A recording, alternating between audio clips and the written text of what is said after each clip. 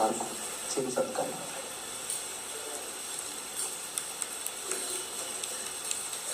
Claps.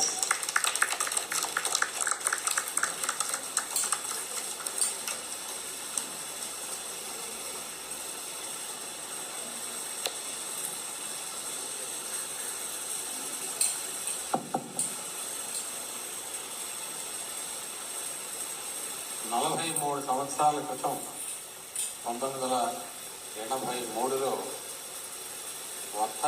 Ghantasala వర్ధంతి సందర్భంగా అలనాటి మధురమైన పాటలను వినిపించడానికి ప్రత్యేకంగా సంస్థ ఏర్పడింది ఘంటసాల కల్చరల్ అసోసియేషన్.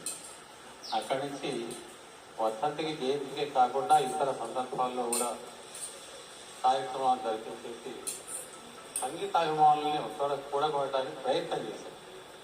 అన్నమాచారి కార్యక్రమం జరిగినా అదే పరిస్థితి. ఇక్కడ కావాల్సింది అంటే సంగీతాభిమానులను లాక్కు రావాలి, ఒకతోటి గుర్తు రావాలి అన్న ప్రధాన లక్ష్యంతో. రెండవది ఔత్సాహికులకు అవకాశం ఇవ్వాలి, కొత్త బంధం నిర్మించాలి.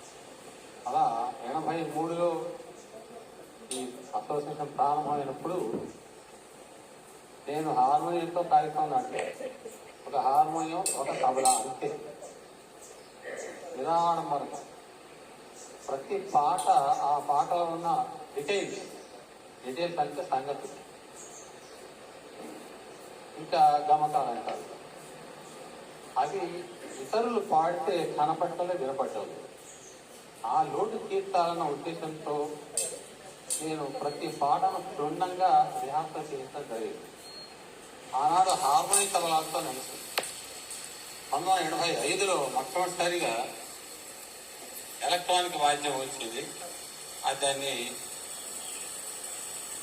క్యాషియో కంపెనీ వాళ్ళు చేశారు. మొట్టమొదటి చిన్న వాద్యం అది 85లో ఎంటర్ చేస్తారు. అక్కడి నుంచి 90 వరకు వచ్చిన తర్వాత SA1 అని ఒకటి వచ్చింది, కొంచెం పెద్దది వాయిద్యం. అప్పుడు కూడా నాకు ఒకరు ఇద్దరు తబలాకు వచ్చేది. అట్లా నడిచింది. 97 తర్వాత కీబోర్డ్, పెద్ద కీబోర్డ్ వచ్చింది. అది క్యాషియో కంపెనీ. తర్వాత యమహా కంపెనీలు వచ్చేసి కీబోర్డ్ విస్తారంగా రావడం మొదలెట్టింది. ఇక నేను హార్మోని పక్క పెట్టాల్సి వచ్చింది.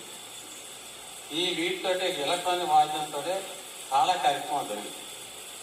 యమహా తోటి చాలా కార్యక్రమాలు, ఘంటసాల కార్యక్రమం. ఒక సౌకర్యం వచ్చిందంటే హార్మోనియంలో ఒకే సౌండ్ ఉంటుంది, వేరియేషన్ ఆఫ్ ఇన్స్ట్రుమెంట్స్ ఉండదు, వాద్యాలు మాత్రమే ఉంటుంది. కానీ కీబోర్డ్ వచ్చిన తర్వాత ఏ వాద్యం అంటే ఆ వాద్యం ఉపయోగించుకునే అవకాశం వచ్చినప్పుడు సినిమా పాటలో ఏ సందర్భంలో ఏ వాద్యం వాడారు అనేది చూసుకొని ఆ వాద్యాన్ని సెట్ చేసుకొని వినిపించినప్పుడు ఆ రకమైన అనుభూతి వేరు.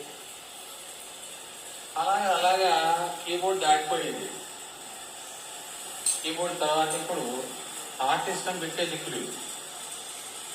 ఎందుకంటే ఇదే సమాంతరంగా సినిమా ఫీల్డ్ కూడా నడుస్తుంది. సినిమా ఫీల్డ్లో నుంచి 80, 81, 82 ప్రాంతాల్లో తబలాను, మృదంగాల్ని బహిష్కరించారు. అన్ని ప్యాడ్స్ వచ్చేసినాయి, సాంగ్లో వచ్చేసాయి.